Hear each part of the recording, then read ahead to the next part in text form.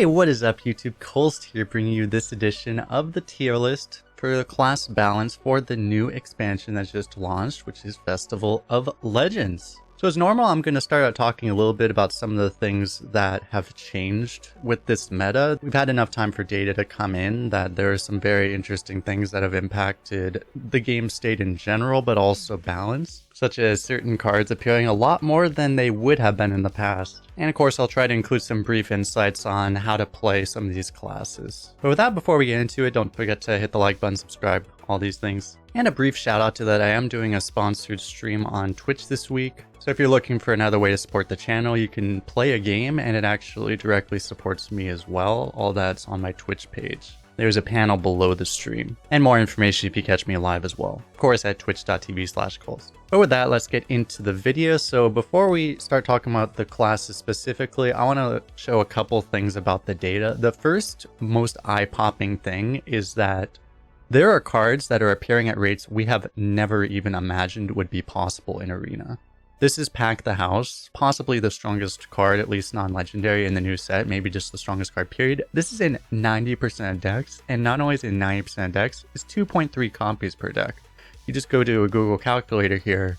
That's over 2 copies per deck on average. That means if you draft a Shaman and you do not have at least 2 Pack the House, you got unlucky. Pack the House, if you're not familiar, is the card that it's basically like a mini Scourge, but it comes out 2 turns earlier, so arguably it might be just better. And so why exactly are these card rates so high? Well, you can see that's specifically looking through this data. It's specifically for the new set cards. You can look at like Command and Neptune, for example. You compare to like last 14 days, 30% for a rare was pretty normal. Now you have Brass Elemental at like double essentially, right? So there was a buffing for class cards, but specifically for the new set class cards. If you look at neutrals as well, by the way, which we're looking at here, like there are pretty high rates for some of the neutrals as well, like Paparazzi. That's another, big thing in this meta. It's a lot higher than what the high neutrals were previously as well, but not nearly as shot up as these class cards are. So specifically, new set class cards have rates that are absolutely through the roof crazy right now. And the thing worth mentioning related to that as well is that this appears to be impacting cards at all rarities, including legendaries. We have here Infantize the Maxitude at 15% of decks. If you look back like last 14 days, I mean, it'd be pretty, we used to think this was really high, having like something like 7 to 9% of decks. That was considered pretty crazy, but now, yeah, you have this number, which is crazy. This isn't even the highest number. The Warlock Legendary Symphony of Sins. This is in 1 out of 6 decks. I mean, this is just crazy. You see like a bunch more Hydralodons, Aerolons, just everything is just really, really high. Important to note though that this does not appear to be impacting neutrals. I believe the neutral rate is, these are like pretty similar to what they were before. I guess maybe it's even is a little bit up as well. So the net change of this is that there are actually a lot more legendaries than there used to be. Some recent metas, I've opposed the idea that they've increased the legendary rate because the data didn't seem to show it, and I think it was just the power creep of legendaries that made it feel like there were more, but now there's very strong legendaries, and there actually are more of them. So you're seeing triple legendary, quad legendary decks, even 5-6 legendary decks all over the place all of a sudden. So yeah, this is just part of the reason why the game has gotten really crazy, just in addition to, I should mention as well, just the smaller card pool and stuff. Actually, this is probably more of an impact of the smaller card pool. That's also impacting all of this stuff. That's why like Command and Neptune, you can see went up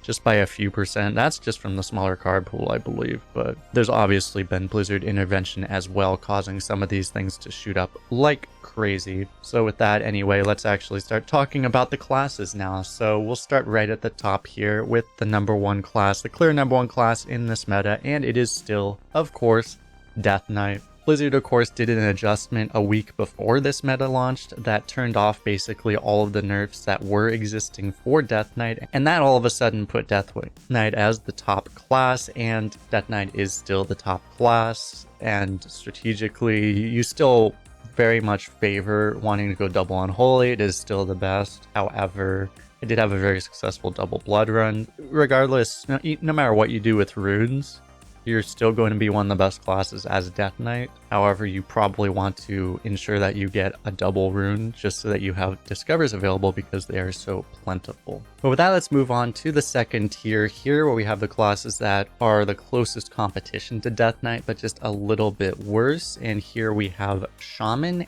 and Paladin. So Shaman, of course, we talked about as far as how many pack the houses they get. So yeah, Shaman has gained a lot more card quality than they've really had, at least in recent memory. And Paladin had a good new set, but it wasn't that crazy. I mean, Paladin just has had really good cards, and you know, they still have really good cards. They lost a lot, but they also just got a lot of really good new cards as well. So Paladin is competing off of that. And with that, we're going to move on to the third tier. The first two classes I'm going to add here are Mage and Priest. So Mage and Priest are kind of similar. Mage is a little bit weird because, I probably should have mentioned earlier, the other bug impacting offering rates right now is that the cards that were rotated into core are not actually available. So that is from the original core set update, which I made a while ago. These are the cards in the right hand column, and I mention this now because Mage was particularly impacted by, they lost Flame Strike from core set, but they were also supposed to gain Fire Sale, and they don't have that. So Mage is missing some of that critical AoE that they're supposed to have. And that's hurting Mage because their ability to, there are a lot of classes that are able to make very wide boards, and they just are a bit lacking on the AoE. Otherwise, I think that simple thing might be keeping Mage out of the A tier right now. Or Priest, on the other hand, Priest is the class that has all of the board clears. They have that new 6 mana board clear. It deals 3 or 6 depending on, which turn of the harmonic it's on, and that makes Priest essentially this class that they have, they have a lot of scam like Priest always has, and they have a lot of those AoE tools, but they simply don't have as much like innately OP stuff as some of the other classes have, so that keeps them this relatively low on the tier list. But of course, as usual, Priest is a very high agency class, and the last class that is going to join these two classes on this tier is Hunter. Hunter is an interesting one because I do think they have a lot of really good cards, especially those really powerful legendaries. Hunter hasn't changed all that much. However, it is once again a bit of a rough meta for Hunters because, if you compare them to Death Knight, for example,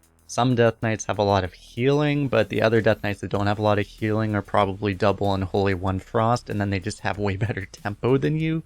So it makes it a little bit difficult, and there's a lot of mages and paladins running around who also heal a lot. So it's just a little bit tough for them. However, Hunter can do pretty well against, especially the mages and shamans that you might see running around, and some of the other bad classes, which we will get to now because the classes that will fill out the C tier here, the fourth tier in this list, we have Druid and Rogue. I think these two classes are rather similar, although they function very, very differently.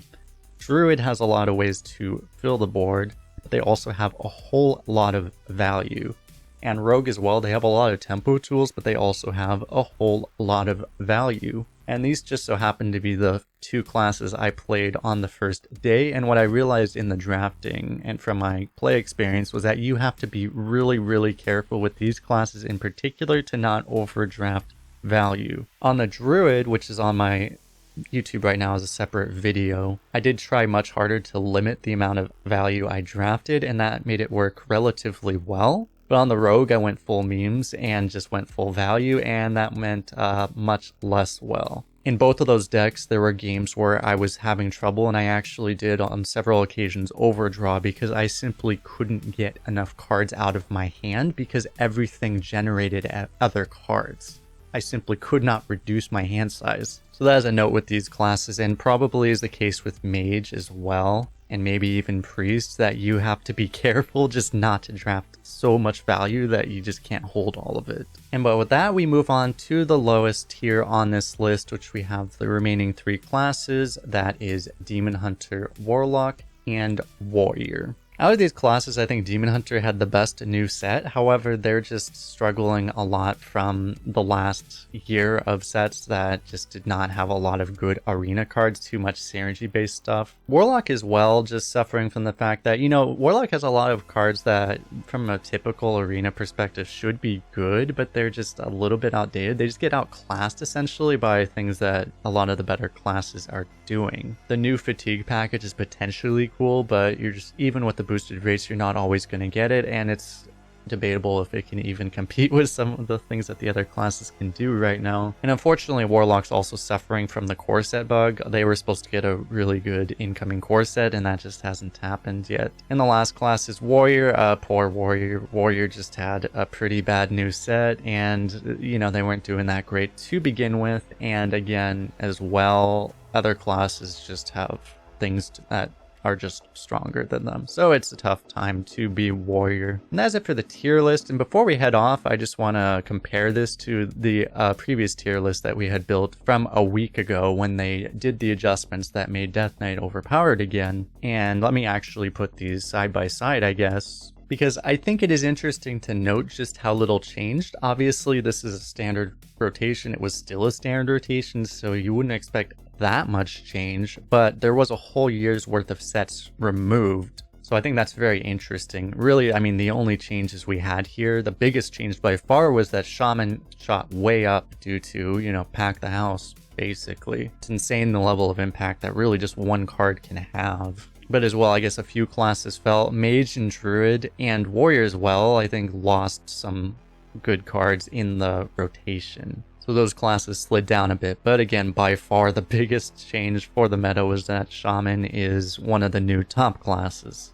With that, I'd be interested to hear what you think. Definitely leave your opinion in the comment section below. Let me know how your games have been. What have you been experiencing, and why has it been Death Knights just doing completely absurd things and Paladins making a whole bunch of 5/5 dragons on turn 7, and Shamans playing Pack the House 4 straight turns in a row. Or Mages generating infinite value, Priests just clearing every board you ever make, Hunters doing Hunter things. Anyway, if you enjoyed this video, don't forget to hit the like button, subscribe, and all those things. But yeah, thanks a lot again for hanging out. We'll see you guys in the next one.